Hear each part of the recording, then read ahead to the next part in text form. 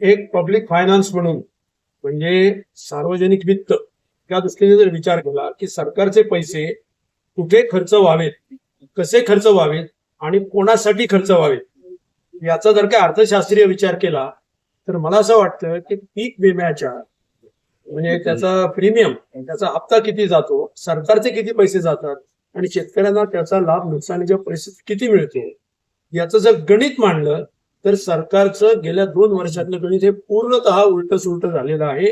ते व्यवस्थित करण्याची गरज आहे. ही किसान सभेची मागणी अत्यंत योग्य आहे. कारण थ्रेशोल्ड ज्याला म्हणतो की प्रत्यक्षामध्ये किती पेक्षा कमी उत्पादन झालं तर शेतकऱ्यांना नुकसान भरपाई द्यायची याचा जो आकडा आहे तो खाली खाली येत चाललेला आहे. कारण प्रत्येक वेळेला दुष्काळामुळे उत्पादन खाली जातं, मग ऍव्हरेज उत्पादन कमी दिसतं. म्हणजे ऍव्हरेज उत्पादन कमी दिसलं की प्रत्यक्ष उत्पादन आणि ऍव्हरेज उत्पादन याच्यातला फरकच जवळजवळ नष्ट होतो किंवा तो राहतच नाही. त्याच्यामुळे प्रत्यक्षामध्ये कमी उत्पादन होऊन सुद्धा सरासरी खालावत गेल्यामुळे शेतकऱ्यांचं नुकसान होतं. शिवाय अतिवृष्टी किंवा नैसर्गिक आपत्ती यांच्यामुळे जे नुकसान होतं त्याचा कव्हरेज या पीक विम्यातनं चुकीच्या पद्धतीनं काढून टाकले. आणि आता सरकार काय म्हणते की ठीक आहे ते आम्ही काढलं, परंतु आम्ही शेतकऱ्यांना तशी मदत करतोच.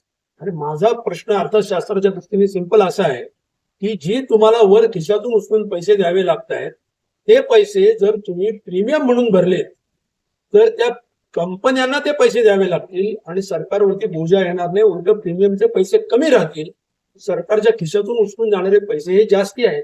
तेव्हा किमान अर्थशास्त्रीय किंवा वित्ताच्या दृष्टीने जर थोडा जरी शहाणपणाचा विचार केला तरी सरकारच्या आणि सार्वजनिक हिताच्या दृष्टीनं, शेतकऱ्यांच्या हिताच्या दृष्टीनं सरकारने या पीक विम्याच्या ज्या अटी आहेत त्या चुकीच्या बदललेल्या ज्या आहेत त्या दुरुस्त केल्या पाहिजेत. याच्यामध्ये सरकारचं आर्थिक हित आहे, त्याचप्रमाणे शेतकऱ्यांचं सुद्धा आर्थिक हित आहे.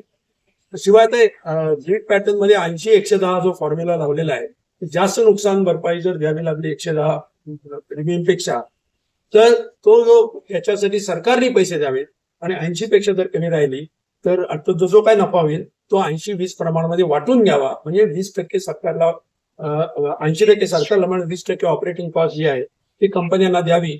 हा जो काय फॉर्म्युला आहे हा जर विचारात घेतला तर तो सगळ्यांनाच किफायतशीर आहे, चांगला आहे. परंतु मला असं वाटतं की सरकारमध्ये अर्थशास्त्रीय दृष्ट्या शून्य विचार करणारे लोक बहुधा कमी झालेले आहेत.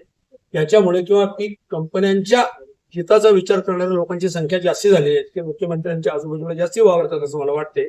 त्याच्यामुळे चूक झाली असेल. आम्ही कृषी मंत्र्यांना विनंती केलेली आहे की हा जो मार्ग आहे त्यांना योग्य तो सल्ला द्यावा आणि योग्य बदल आहे तो घडवून आणावा. ही योग्य मागणी किसान सभेने केलेली आहे आणि मला असं वाटतं की याला यश येईल. कृषी मंत्र्यांचा सकारात्मक दृष्टिकोन त्याच्याबद्दल दिसला ही आनंदाची गोष्ट आहे. मुख्यमंत्र्यांचा दिसावा अशी विनंती आहे. समजा दिसलाच नाही तर रस्त्यावरची लढाई ही अट